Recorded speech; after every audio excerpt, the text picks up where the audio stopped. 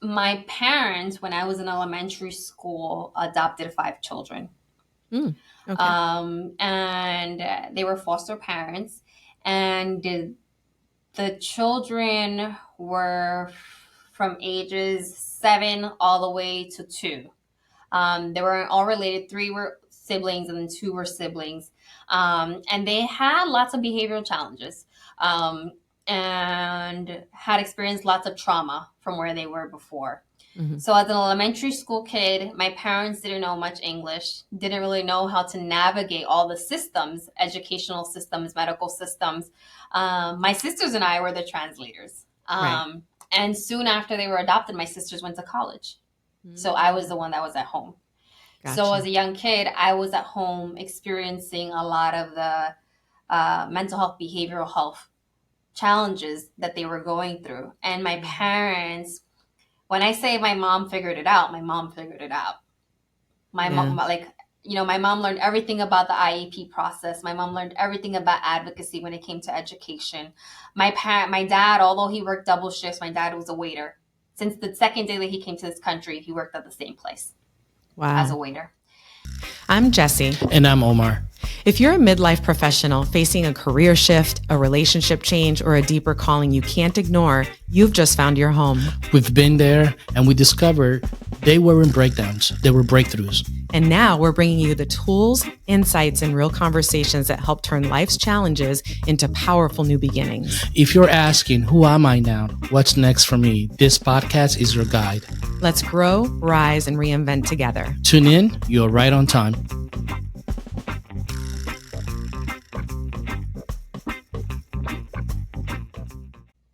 Hello, Kelly. How are you? Thank you so much for being on the ASQ podcast. I just Jessie, bit my thank you for having tongue. me. I did. I bit my tongue. No, thank you so much for being with me today. I'm so excited to get to know you better. Thank you. Awesome. All right, so let's just get started. I'm not going to waste any time. So one of the very first question that we ask on the podcast for all of our guests is, where were you pitched? That's like the question that Joseph Campbell, if you know who that is, asks in his monomyth and whatnot. And Omar's a big fan, so he kind of coined that. He didn't coin it, but that's what we use on our podcast. So what I mean by that is, where were you born? What was your family structure like? What's your cultural background? All of that good stuff.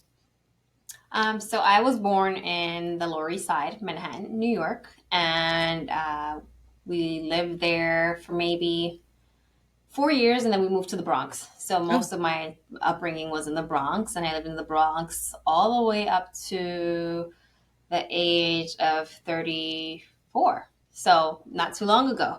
And I grew up with my mom and dad. Both of them are from the Dominican Republic, small town, the same town.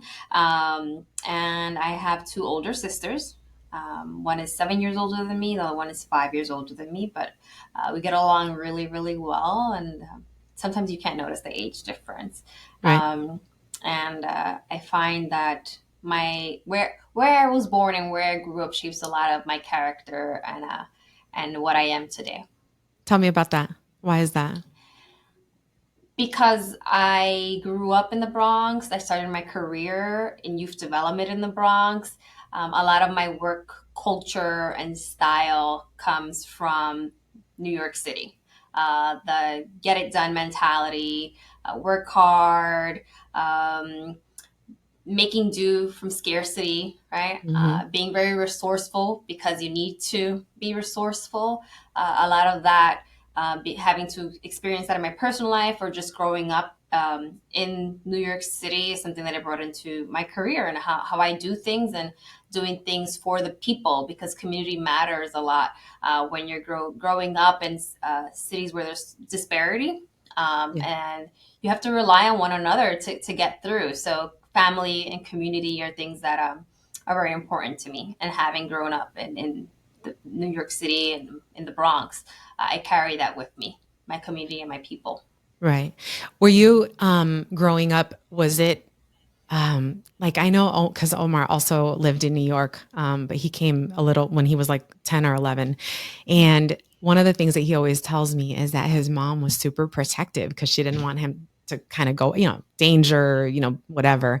And being a mom, moms are overprotective sometimes. Did you have that sort of experience growing up? Like you weren't allowed to, did you have a lot of experiences being with friends and, things like that, I guess, and being able to go out and into the community? So I went to a community school. So my school was literally a street away from my house. And my parents were those protective parents that all the way through the 8th grade, they dropped me off at school every morning and they picked me up from school every morning, although it was across the street. And we had a crossing guard, right? And still to this day, it's the same crossing guard that still crosses kids over to the street since when I was a little girl. Oh my so my parents were definitely very protective. And, I grew up in a community in a zip code where gang and gun violence was very prevalent, lots of poverty, and your parents want to do the best they can to protect you. Mm-hmm. We lived in a house, and there was like a front yard area. And I just shared this with one of my team members today that my parents didn't let us play out in the front. Really? We were not going out into the front to play because you didn't know who was going to come by. You didn't know what was going to happen. So if we were going to play outside, it was in the yard and we were not talking to strangers. But the interesting thing is that my mom and dad always went on every school trip. They always figured it out. Really? So my mom and dad knew who was who. They knew the kids that, when I got older and I became a teenager, they knew the kids that were on the corner, possibly getting into trouble, right? But they knew that's Kelly's mom and dad, right? And I knew who they were. So when I would be walking to the train, I would say hi to them, right? I knew what they were up to. But we grew up together, right? So like you look up for your people. And that's what it was like. Yes, my parents were very protective, but having been raised and going to a community school, my parents knew their parents. My parents knew who their grandma was. And as they became teens and adults, they knew whose parents they were. Right. They had a strategy to make sure you were safe. They got to know the people that were in their community and they were very much involved. How did that make you feel? Because I feel like there's with all the interviews that I've done, there's a lot of people who will say that. Some people say, I'm going to say 50-50. Some say my parents were super involved and some say no and some kind of. How did that feel having your parents be a part of your youth and growing up and so like involved? Did it feel like, oh, you're in my space, like you don't let me breathe? Or was it just very much like, I love this is great, they're here? And there was no other way. I didn't know any different. I didn't know any different. And I because I have 2 older sisters, that's how they were with my sisters. Gotcha. And yes, like when we went off to college, we went away, we're like, oh, wow, we get to breathe. But Freedom. still every day I was calling my parents every single day, 1 to 2 times a day. Still every weekend, my dad was coming up to visit with my BJ's groceries, with my mac and cheese and my cup noodles.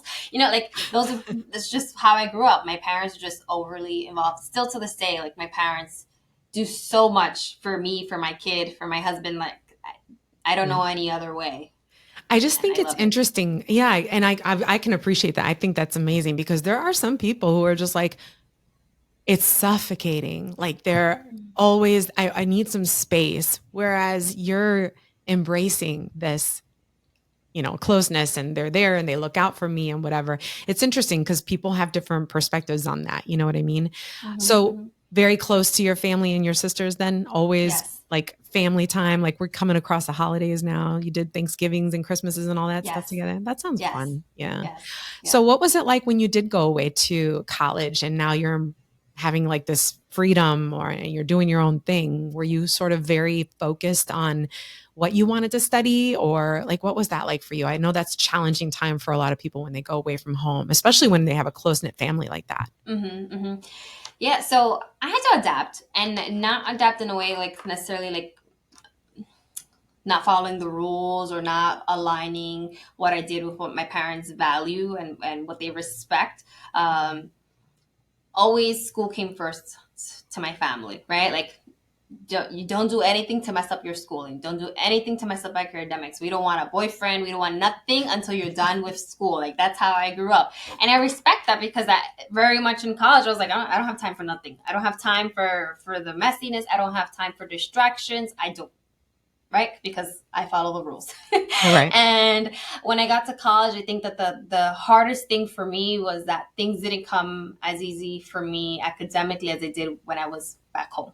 Mm. And the reason being is because when you grew up in a community where you don't have the schools that are funded the way they should be funded for all kids, where you're up with kids that went to private schools, that went to schools in wonderful districts. They're at a different level, so it Yeah. took me some time to get acclimated to like what does studying look like for me, because now it doesn't come easy to me when I'm in college. Now I have to put some extra work and learn myself and how I learn, and pushing myself to write 20-page papers, pushing myself to read. And because I know that tomorrow in class, the teacher is going to ask all the details, the professor's going to ask. So that was a transition for me, because I was like, I don't want to disappoint my parents. I want to do a good job. I want to keep it up.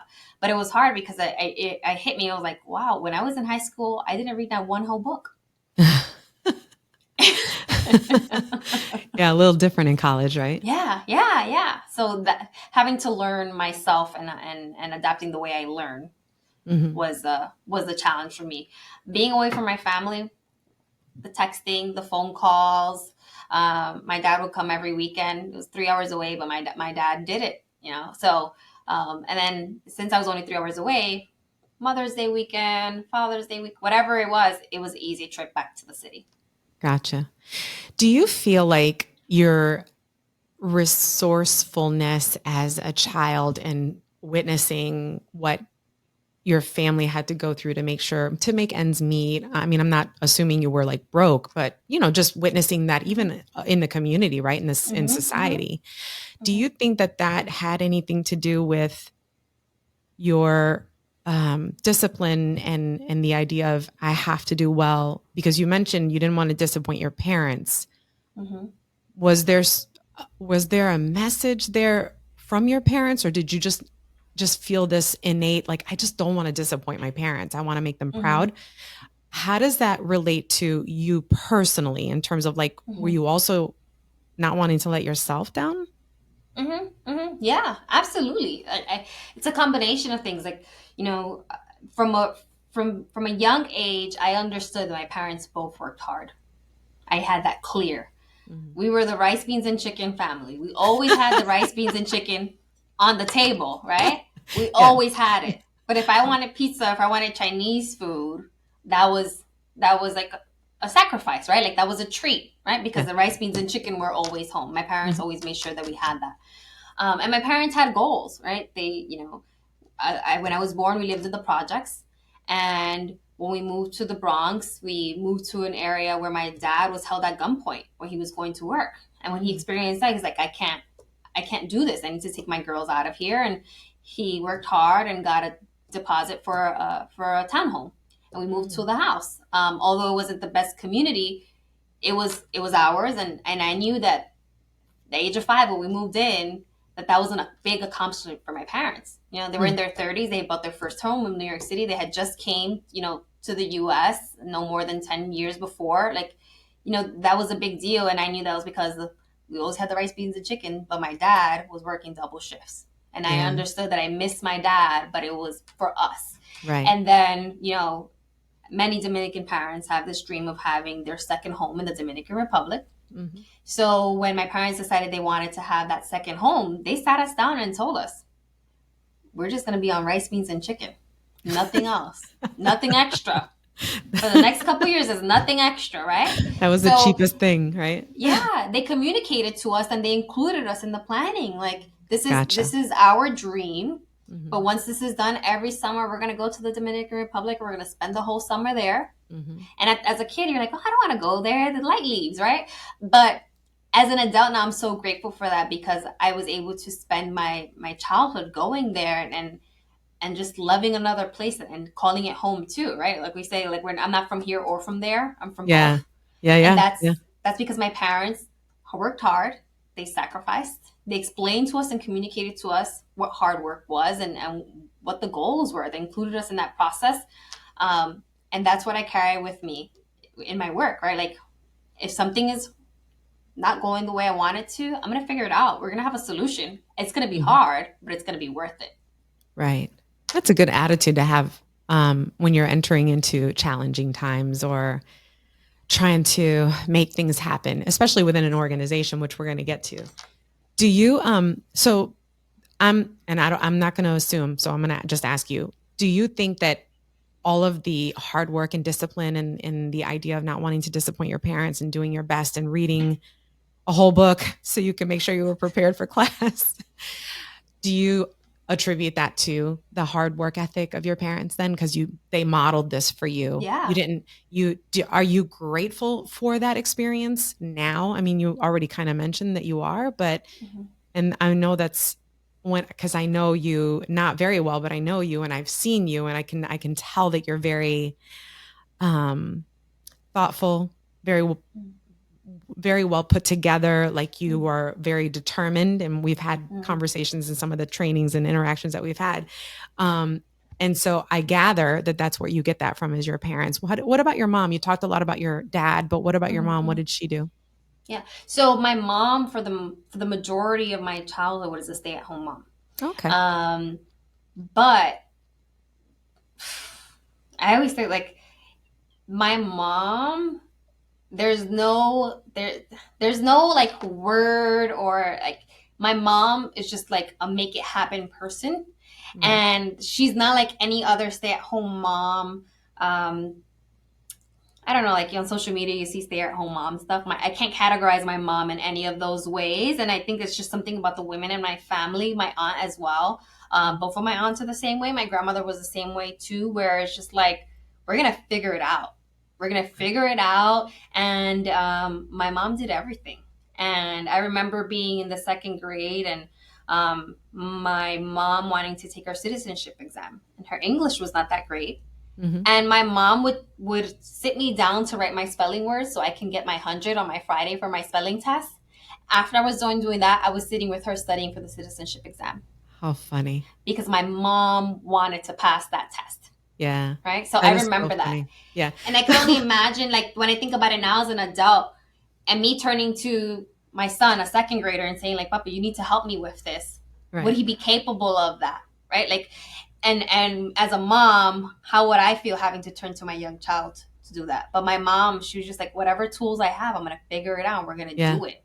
Yeah. Resourceful. She helped me and I helped her. Yeah. And like, amazing. If something needed to get done in the house, she was going to do it. She wasn't going to wait for my dad. She wasn't going to, if something needed to be done, my mom was going to figure it out. Parent teacher conferences, my mom was going to figure it out. Like, my mom doesn't play it. And my grandma's the same way. My aunts are the same way. We just figure it out. Yeah. It reminds me a lot of, like, because that's how my mom is. My mother is Dominican. And when we moved to, because I was born in Puerto Rico, when we moved to the States, she's Dominican, so she's got to do her citizenship as well. And she told me and my brother, well, my brother was born here in North Carolina, but I was born in Puerto Rico. So she told me, we're not speaking Spanish, because we were speaking Spanish. She's like, we're only speaking English, which was a detriment in a lot of ways, because then we were like losing our language, or I was losing my language because we were helping her. But even with that broken accent and not knowing all the words, she went in there and she got her citizenship. So I get that and I respect that. But I love that perspective that you have on it, that looking at it as her using every tool and resource that she had available to her. And not only it was like a reciprocity, she was doing for you and you were doing for her, which I think is a really beautiful thing. So let's fast forward. You went to college 3 hours away from home. Did you always know what you wanted to go to college for? Or you kind of just went and you were just starting doing something vague, or what was that like? I didn't know what I wanted to go in for, but I knew what I did not want to go in for, if that makes sense. Yeah. I had my older sister, I studied biology, and I think human services. And then the middle one studied sociology of education and engineering. So when I was going to college, I knew I wanted to go in-state because you get more money to stay in-state. And I knew that I didn't want to do anything with math. because I made it to AP Calculus, and I don't know how. I always tell my best friend, I only made it to AP Calculus because of you, because she was the genius.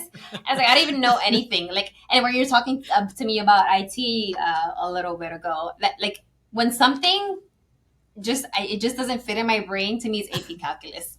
It's not going to register. It's not going to stick, right? So I knew that anything math related was going to be equivalent to AP Calculus, and I was not going to do it. So I'm laughing so much because, and I'm not trying to make this about me, but when I was getting my associate's degree, math, like, and everybody kept saying, don't put it to the end because you're going to regret it. So I started taking them early on, and girl, the struggle was real. Yeah. Like there were moments where I would have a piece of paper and I would be like scratching things like I wanted to throw, and Omar would be looking at me like, are you okay? And Omar came over and he's like, oh, all you have to do is take this and put it here and here. And I'm like, if it was literally when I crossed the stage, because I did graduate, when I crossed the stage, I held up my degree and I was like, it's for you. I wouldn't have done it without him, because math was awful. Yeah. Anyway, and that was just algebra, okay? We're talking about calculus. Okay. Anything stats. Even okay. So when I went in, I always knew that I just like helping people, always. Okay. I ended up majoring in sociology and Latin American Caribbean studies with a minor in women's gender studies. Women's gender? Mm-hmm. Okay. So I just found my way. Like I thought I was going to do anthropology because I love learning. I love learning about people, and just like I'm very curious. And I ask a lot of questions, right? But then just the timing of when I was in undergrad, there was some conflict within the student body. It was around that time where like the anthrax threats were happening and things like that. So then I just ended up taking a lot of sociology classes and studying theory, and I really enjoyed it. And Latin America, because I'm Dominican, but also just learning about Cuba and Cuban history and dictatorships across Latin America. That was very interesting to me. So I did my thesis on transnationalism in Dominican women. And I was able to get a scholarship to do interviews with women from my hometown living in Lawrence, Massachusetts, because there's a lot of women from the same hometown there, women in New York City, and then go to my parents' hometown and interview women there about their experiences growing up, their experiences as wives, as mothers, and different generations of women. And the same theory of like, for the women who left the Dominican Republic or New York, and hearing their stories about being a young adult growing up in the United States, raising their children, and like not being from here or there, but being from both, right? And the connection, the strong connections and ties that you had, even though you left, like sending back the money, traveling frequently, and just keeping that communication, and how technology allowed for that, and advancements to allow families to stay connected together. So that's what I studied. So I was able to tie in all three of my areas of study into one thesis, and that was very rewarding, and it made me very proud because it was my parents' hometown, and women, they're matriarchs in the town. So it was pretty cool just to do that discovery and do a deep dive on the history of where my parents are from. How did that change your perspectives on your culture? I don't know if I'm asking the right question, but I'm curious to know, like, you already have this pretty solid perspective, right? You already have this solid idea of the culture, and you appreciate it, and like the matriarch, your mom, being strong, resourceful. But how did that, just learning about the different cultures and the different countries in the Caribbean and South America, how did that shift your perspective, if at all? I don't know if it did. I'm just curious if it did. What was in, I don't want to say important, but like it was just reaffirming for me the role of women in politics that's often not talked about in Latin American countries. The important roles that they play, and how sometimes those stories are not told, or how women are often, these third world countries are often the first to do things, but they're not highlighted the same way men are in history. for these important and pivotal times and change in the history of these different countries. So reading about different women was special to me, and then just learning about the relations between countries, and learning about, the connections between Cuba and the Dominican Republic, learning about, the Jewish communities that got established in Sosúa, Dominican Republic, and still exist in the Dominican Republic, the Japanese communities. So like learning about how people migrate and establish themselves in different countries from scratch, but maintain that culture, that's my story, right? Like my parents came from a different country, and I'm born here, yes, but I still carry my Dominican culture strongly within me, and I give that to my son. Oh, I love that.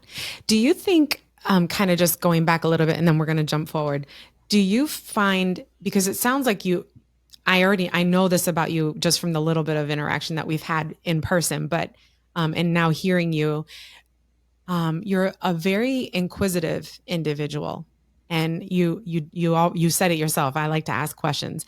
Do you find that you got that curiosity from your home, like your parents, or did you get that? Was that encouraged like in school and maybe from like some mentors along the way? Like, where did you get this idea of, oh man, I just need to know, I have to know more? Because I mean, for me, that was stifled.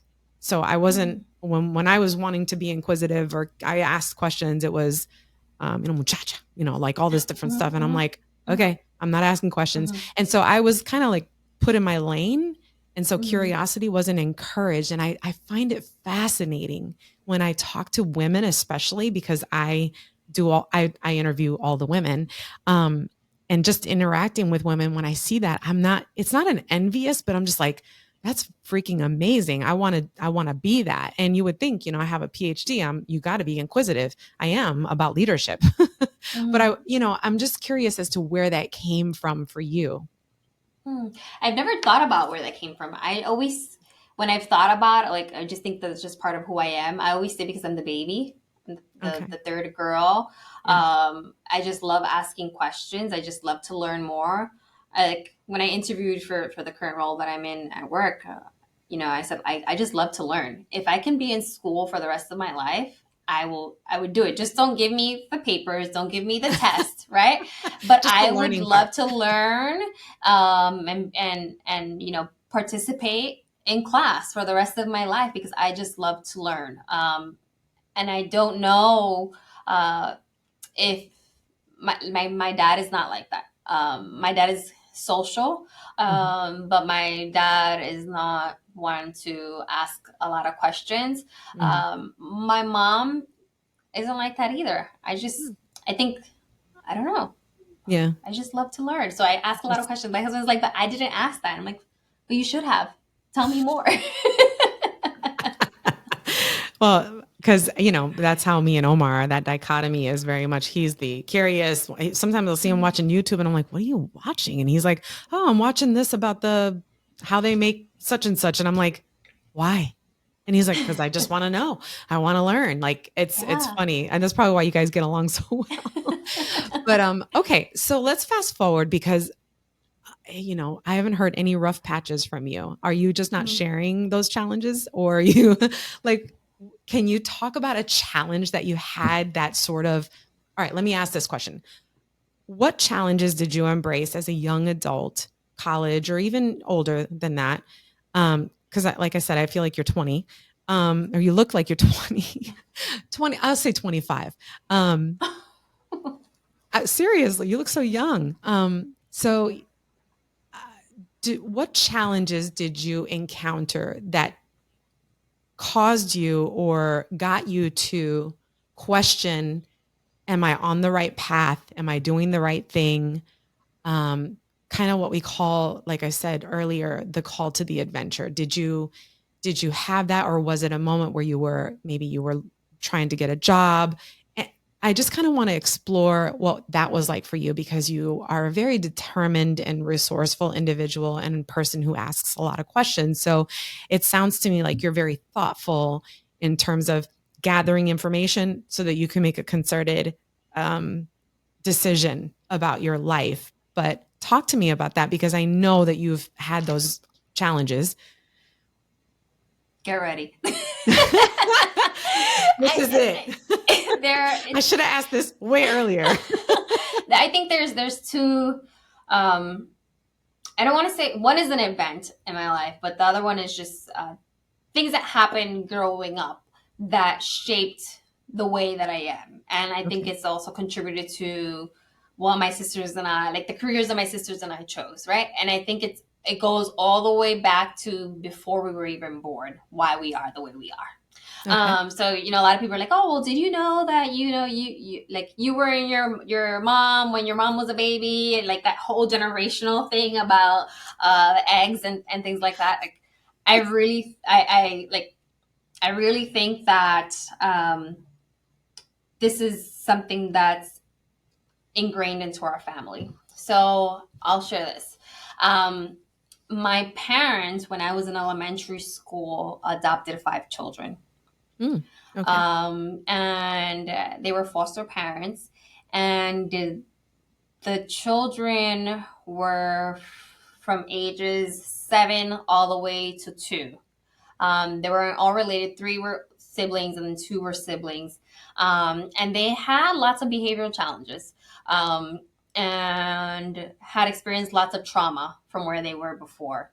Mm-hmm. So as an elementary school kid, my parents didn't know much English, didn't really know how to navigate all the systems, educational systems, medical systems. My sisters and I were the translators. Right. And soon after they were adopted, my sisters went to college. Mm-hmm. So I was the one that was at home. Gotcha. So as a young kid, I was at home experiencing a lot of the mental health, behavioral health challenges that they were going through. And my parents, when I say my mom figured it out, my mom figured it out. My mom, my mom learned everything about the IEP process. My mom learned everything about advocacy when it came to education. My dad, although he worked double shifts, my dad was a waiter. Since the second day that he came to this country, he worked at the same place. Wow. As a waiter. And my dad, when he would get out of work, working a double shift, would come to the house, pick up my siblings, take them to their therapy appointments, take them to their schools, take my mom to IEP appointments, everything. And it was hard. It wasn't easy. There was a point, strong Dominican parents where my mom was like, you're going to be slamming doors in this house? The only man in this house is Dad. I'm taking all the doors off the hinges. Oh, yeah. And there was like a 3-month period where nobody had doors on their room, right? Yeah. Oh, I believe it. And yeah. So, it was tough because I as a kid, I didn't know what that was. I didn't fully understand behavioral health, mental health. I didn't know any of that, but I was learning about it and having to be in IEP meetings and translating for my mom. My sisters, while they're in college, are still doing things and navigating things and supporting my parents. It was a lot of years of hardship at home. And it didn't feel safe all the time, right? Scissors hidden, knives hidden, things being thrown. And my parents tried their best. They tried their best, and they were just trying to help. And the reason why is because my parents always wanted a boy, and we always wanted a boy. We always wanted a brother, right? Right. So after they did their foster care training, they got their certification, they called my mom and they're like, we have 3 boys. And we're like, yay, we're going to have brothers. We get there and they're like, actually, it's 1 boy and 2 girls. And my parents like, we can't separate them. I'm like, all right, let's do it. And the first time we went to the supermarket, I'll never forget this day. Everything was coming off the shelves into the cart. My dad was like having a panic attack. Wow. Of how wild that experience was. Yeah. It was a lot. And then from there, my parents had to learn about all of the things, diagnoses, advocacy, finding the right schools. And then they called my mom, like, we have 2 boys and they only need a place for a week. A week turned to 2 weeks, 2 years. And then, all right. So it was 8 of us. Wow. Yes. Somehow you just didn't even bring this up. I swear to God, every time I talk to you women, I'm like, wait, What are you talking about? You just Yeah. glossed over that. I didn't even, what are you saying? We got to go back. Let's go back. Yeah. Okay. So, Yeah. wow, that's significant. Now that answers a lot of questions that I have because of the line of work that you're in and the idea of studying the things that you studied in school and your sisters with human services and whatnot. And this is all sort of like making sense to me now because those situations, and it's funny, we have a lot of parallel like things going on here. And only because I'm of, my husband, because of Omar, because his mother is, she was foster parent and then she adopted a bunch of kids and same thing. They were like, well, we have this little girl and boy, do you want to keep them? And then they found out that they had 2 brothers and she's like, well, we can't separate them. And here we go. We got 4 adopted kids. And me and my husband had to go through all this stuff background and because we were involved and it was a lot, but I get it with the, I don't think I get it as deeply as you do, but I understand the mental health challenges and the difficulties there, the all the different, resources and things that you have to look for and whatnot, because as much as you want to believe that you're going to get help from the state or whatnot, or agencies, not really. You really have to advocate and really, really like, so I see where now it's clicking together. Your mom, the resourcefulness and doing all the things that she did was because she cared and she wanted something better for these kids and for you guys. And, that's a lot. That's a lot to deal with.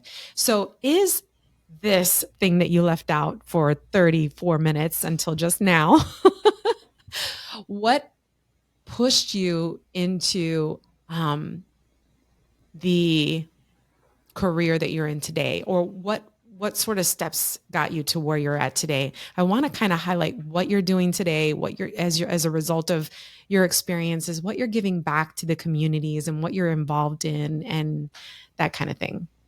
Yeah. So my dad always wanted us to be a doctor, a lawyer, police. I used to say I was going to be a police officer, right? I follow the rules. Everyone needs to follow the rules. I still say that, but I didn't go down that route. But, having experienced what I did as a child and seeing my parents pushing through and advocating and working hard and just trying to get the best out of everyone in our household. When I did undergrad, I didn't know what I was going to do. The economy wasn't good. And people weren't getting jobs. And my sisters both pursued their masters. At the time, one of my sisters was pursuing her PhD. So I knew education is the thing because that's what my parents value the most. So when I graduated from undergrad, I took a semester off and I just applied to one school.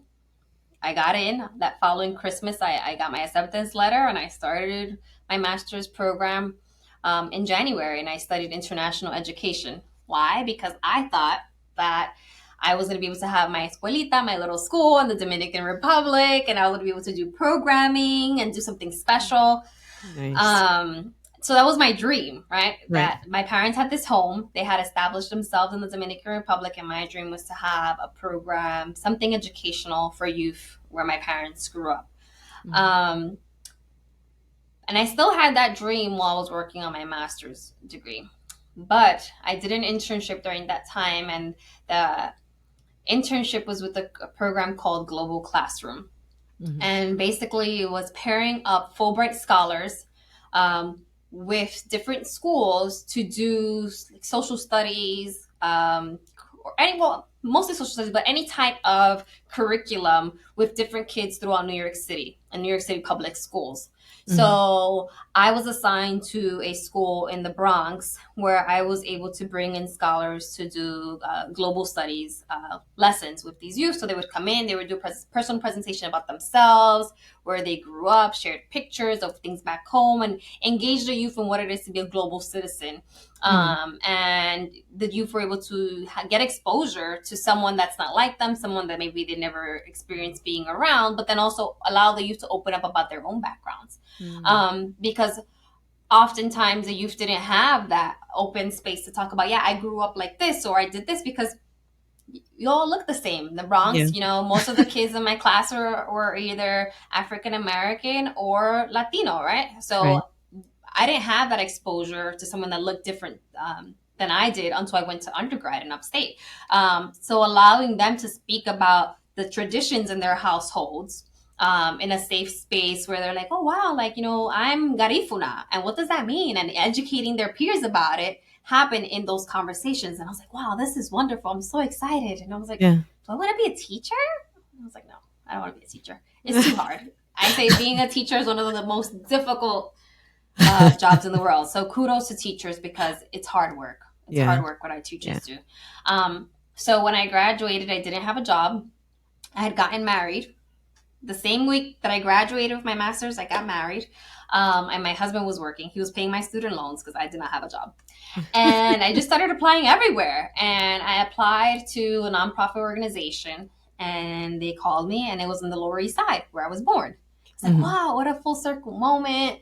I went to the interview and it was an interview for a part-time position, being a counselor advocate for ninth graders. So that way they could successfully have transition from 8th grade to 9th grade to make it to the 10th grade passing. So I said, yeah, I'll take it on and I'll do it. So I did that. And then I took on a tutor position, tutoring high school students too. And I loved it. So I wasn't a teacher per se, but I was in the school environment being a mentor to high schoolers with this nonprofit organization. And then every year, from the year that I started working with this organization, I got promoted. So I ended up being a program coordinator in the after school program, then assistant program director, then a community school director at a school in Brooklyn. And all of those roles required me to be resourceful, to help the community, to support youth and their parents. And when I became the community school director, it was a new initiative in New York City. So it was all attendance driven, ensuring that any barriers limiting kids from coming to school, we tried our best to eliminate them. So it's a partnership between a community-based organization and a school. And it was in East New York, and the families were facing lots of hardship. I remember having to buy pillows and pillowcases and bleach and ammonia and bins for kids to put their backpacks and clothes in when they got home from school, so that way their cats didn't spray on their clothes. And the reason why they weren't coming to school is because mom couldn't afford to go to the laundromat. So I was able to get a washer and dryer hookup at that school, so mom didn't have to pay for laundry, right? So things like that, just thinking outside the box to get kids to come to school, right? I don't have an alarm clock. Here's the alarm clock. Basic, right? Or it's raining, I'm not going outside, we don't have here's the umbrella. Right. Here's the coat. Here's the hat. Here's the gloves. The kid has too many appointments. What are the appointments? Is it the dentist? Let's bring the dentist to the school. Or is it, they have, they need mental health services? Let's bring a mental health clinic to the school. All the research to the school. Is it that the parent needs an outlet? Let's bring programs for the parents to the school, right? Like, let's center everything at the school where we're changing the dynamic and like, oh, I'm sending you to school, the school handles it. Whereas like, no, we're a community. We need parents, we need the kids, we need the teachers, we need that collaboration. Right. And that experience was pivotal in my career because I was just like, wow, like it's just asking. Just ask. You never know. You never know who is going to connect you, who's going to do what, who knows what. Just ask. Yeah, so that's so true. I love asking questions and I want to know more. Sometimes I have to, like, when I do program visits now, and I'll get into that, I have to like, Kelly, mind your business. But by asking, I'm like, maybe they need something and I can give them something. I can give them a resource. I can be of support. From a previous experience, I can speak to them and help address whatever they're going through. So from that experience, I became a multi-site supervisor, and I oversaw like 17 different programs, school-based and center-based programs. And right at the height of COVID, my son was diagnosed with autism. And because of COVID, my son's diagnosis, and this is the event where I said, like, it plays a role in why I do things the way I do and why I am the way I am, is because I had to do a lot of discovery and realized that I needed to find work-life balance. And I needed to tell myself that working all the time and putting work first as a priority wasn't going to be the best for me physically, Right. emotionally, and for me to do what I had to do for my son at the time. Right. So I decided to quit. So I resigned. It was hard because I love my programs and I love mentoring people, and supervision is not easy. Right. It's not for everyone, but it was very rewarding. Mentoring and supervising, very rewarding. And yes, I was putting out fires always, and my mom would be like, I would come out the room because we moved back in with my parents, right? Because I needed the support system because my son needed to do therapy, right? Yeah. So when I would come out the room to breathe, my mom was like, "You're gonna get a heart attack. Wow. You need to stop. You need to eat. You need to breathe." Yeah. So I quit, and at the time, my sister moved to Florida. My nieces and nephews moved to Florida. My parents decided they were going to retire to DR. Oh, So lots of things were changing at the same time, mm-hmm. and I was like, "Well, I'm gonna take care of my son. I'm gonna learn all the things I have to learn about all the therapies." And thankfully, because my sister is a social worker, she helped me a lot. She helped me a lot through that process of navigating all the systems. And my parents, because they did the foster care training, they had learned about autism through their foster care experience. So my mom and dad, they knew what to do. And I'm there freaking out, grieving my son and what I thought my son was going to be and all the possibilities. Because when it's new and fresh, you don't know. You don't know anything. And as a parent, you're discovering. And as a new parent, there's lots of worries, lots of stressors, and trying to figure it out and wanting to do the best by your son. Right. And a lot of what I was finding was that whenever I encountered someone who wasn't supportive, or someone who was in the job of doing service for others and they weren't the best person, I wouldn't get upset because of me and how they were treating me and my son, but I would get upset for every other mom or dad that came behind me that may get that treatment from that person. So advocacy, something that my mom and dad taught me, was something that I had to do with my own son. Right. So when I moved here, I stuck to finding jobs in the nonprofit sector. And I always worked doing direct service. And when the opportunity came up for me to work with the Children's Services Council, I knew that that's something that I could do because I came from the direct service area, where I understood the expectations placed on programs from funders. I understood the accountability that is needed to be able to report outcomes and respond to funders' requests. So I put myself in the shoes of the programs that we provide funding to. And then because I come from New York City and there's so many services, there's so many innovative programs out there. When I came here, like, the funny thing was, like, who's not from New York? Who's not from North here, right?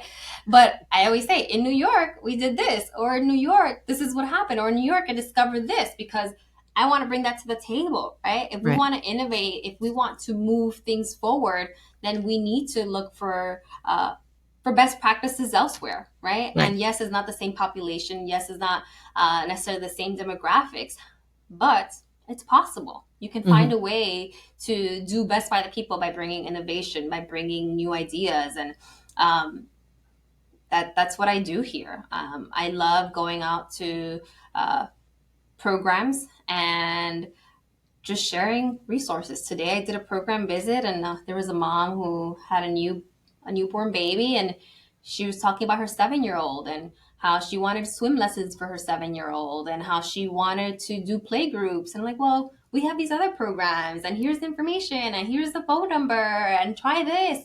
That's what it's about. Connecting people to supports and services so people don't feel like they're alone. And that's why I love to do what I love to do, because my mom taught me, my dad taught me. And I even say, like, when my dad is like, you guys should have been lawyers or doctors, I'm like, you know what? It's your fault. It's your fault. Don't blame us. It's you. Yeah, that's all we know, how to help people. Well, it seems to me that now that, you divulged the adopted kids, and your parents taking on that responsibility, and that's a lot. I witnessed it. My parents did not do that, but seeing it with my husband and his family, and the mental capacity and strength and resourcefulness that you need, and then also coupling that with not even having English as your first language, and still overcoming those challenges. That's inspiring in and of itself for me, and I imagine even if I know that you do link it to that because that was what you've observed and you've seen. But it's interesting because so you went into the helping people field. I'm saying helping people field because human services, social services, whatnot. But one question, and then we'll kind of just tie it into to close. But how did the diagnosis of autism for your son affect you? Because it's one thing to deal with other people's children and other people's challenges and helping them and pointing them to resources. And I know you had your family to help you, and that's amazing because that's a huge support system, even, from your parents. But how did that affect you personally? Was there ever any moments where you were just like, this is my fault? Or did you I'm just very curious about that. We can do a whole episode I'm on that sure alone. we could. We got to do a part 2. But it's very different when it comes to yourself. And it pushed me to do lots of discovery about myself and how I do things and why I do things and why some things come easier to me than others. And it was hard. It was very hard. And I always say I wouldn't be able to do any of what I do without my family. And I'm so grateful. And I recognize that not everyone has that. But with my son, initially, like I said, you go through the mourning process. And then you go through, what do I do? And then I have a supportive family, but they were throwing stuff my way. Look at this, read this, look at this video. And that's overwhelming. Yeah. So I felt like I was back at the initiation of undergrad, where I had to relearn myself and I had to learn new ways of doing things and just processing information to be able to get to the best outcome, right? Like I knew I wanted to get the good grades with my son. I wanted the best outcomes. I wanted the best services. Right. But I was having a hard time where I felt stuck. And my sisters would text me this and they would say, did you do this? Did you do that? And I'm like, I need a second. Yeah. Or I don't really want to talk about it right now because I'm not there. Or my brain can't handle more information right now. And we understand each other, right? So that was fine. And I'm grateful for that too, because I know that's not the case with everyone. But I had to stay, sometimes I'd say I'm fried. I can't right now. Right. But I knew that I had to push myself because I could procrastinate. And I could say, oh, it's too much of a big issue that I don't want to deal with it right now. But I needed to because my son depended on it. So I had to learn about my own anxieties, my own ADHD. Why it explained a lot of why I do things the way I do, why I have the systems that I have, why I burn out so quickly, right? It was a lot of discovery for my own way of thinking and doing. So with my son's diagnosis, it not only changed my perspective of myself and created a different self-awareness for myself, but it also unlocked a voice within me. Not only the voice of advocacy for my son and all those that come behind my son. So my mom was like, you can't worry about the whole world. You can't be frustrated about the whole world. I'm like, I can't help but feel pain, not because of myself, but because that mom that may come behind me and this person's being rude to them because they don't speak the language. Right. Or that mom that just doesn't know that this is her right. So that's why I cry about it. I cry out of frustration. This is why I check people, because I don't want this person to do the same thing for the mom that comes behind me or the dad that comes behind me. Right. Right. So that voice became stronger, but also the voice of you can set limits, or you can say, I'm struggling. You can say, I need help. And I don't know how many times I would call my mom and just crying. My mom would be like, ¿Qué pasó? And I'm like, I don't know. I can't think.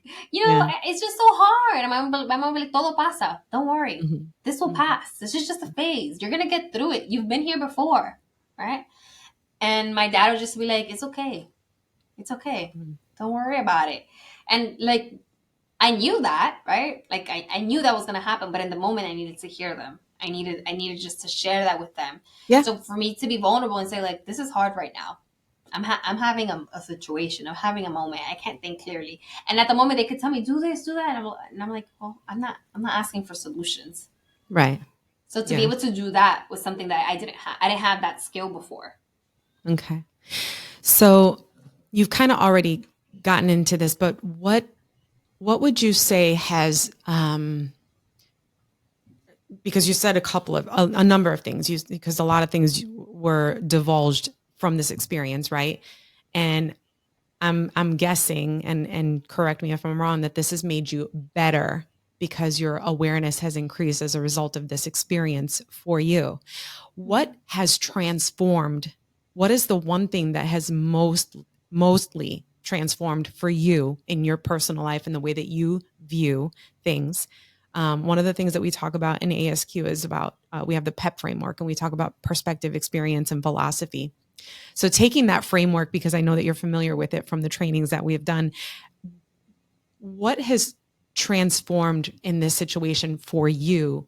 And what is your philosophy today in life? And what do you see for yourself in the next maybe 2 to 3 years? I'm curious about that.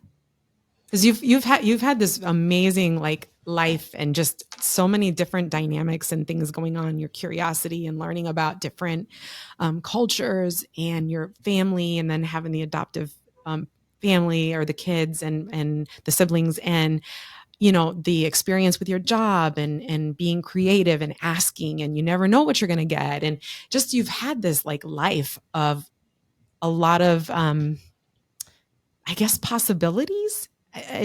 I'm not even sure what word to use, but possibilities and opportunities that you didn't shy away from. You sort of looked at them and you gleaned something from those things, right? So that's my question. What in you is the most profound transformation, and how do you lead your life? What is your philosophy now? And we know this is an evolving thing, but what is that currently? And what are you planning for the next couple of years?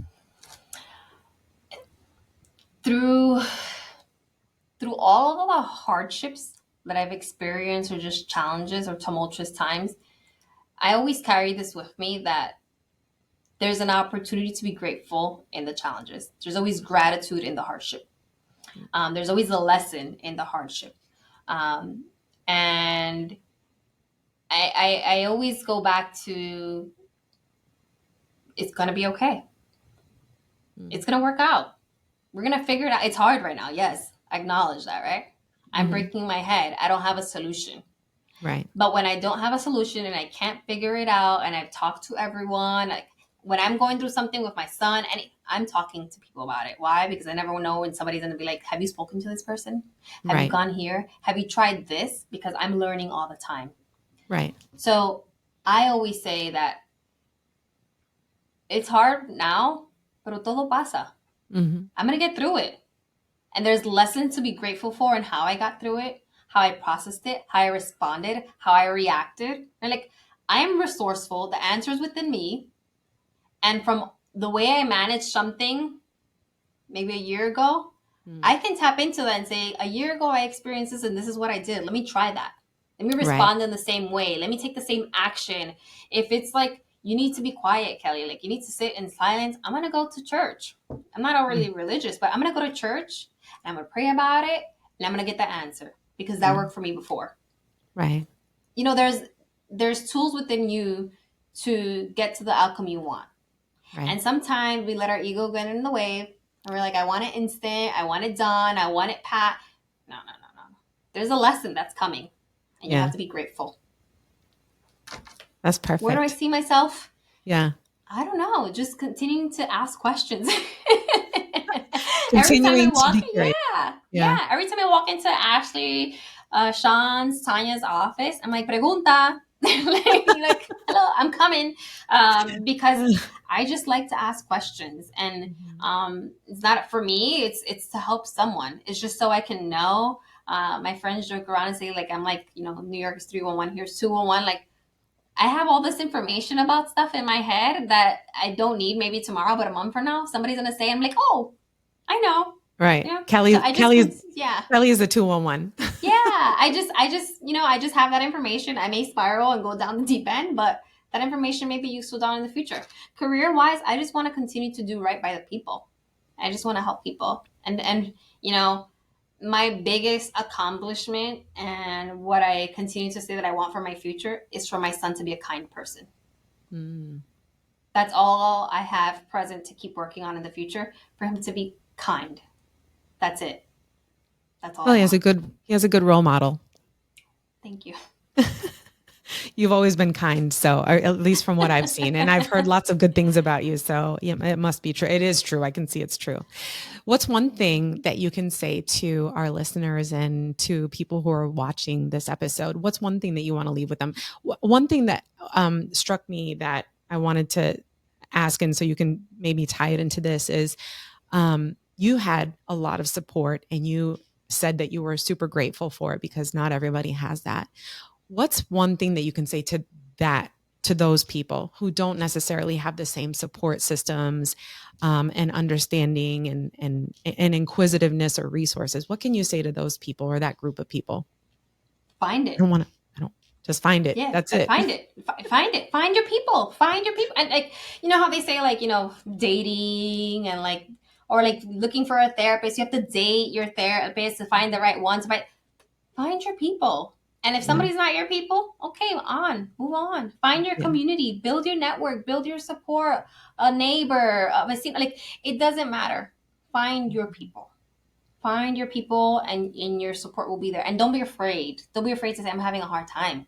Yeah. Because you never know. Yeah, you never know who's going to step up for you. So don't be afraid to do that either. Like, I think that some people do have close families, and they're like, it's too close. I'm gonna pull away, right? I'm gonna move to a whole other country. Okay, fine, yeah, whatever. But when people move away to another country, they create their network, they create their support, they create their tribe. It doesn't have to be family, right? Just ask for help when you need it. Don't be afraid to ask questions, and find your people. I love it. Well, Kelly, thank you. I spent so much time with you, and I love it. See, I told you. I try to limit it, but sometimes it's so good I have to keep going. Thank you. But thank you so much for spending the time with me. I really appreciate it. And we'll talk soon. Yeah, thank you. Right. I'm Jessie. And I'm Omar. If you're a midlife professional facing a career shift, a relationship change, or a deeper calling you can't ignore, you've just found your home.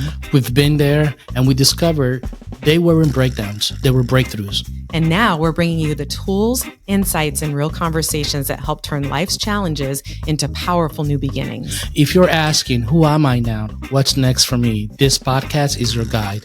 Let's grow, rise, and reinvent together. Tune in. You're right on time.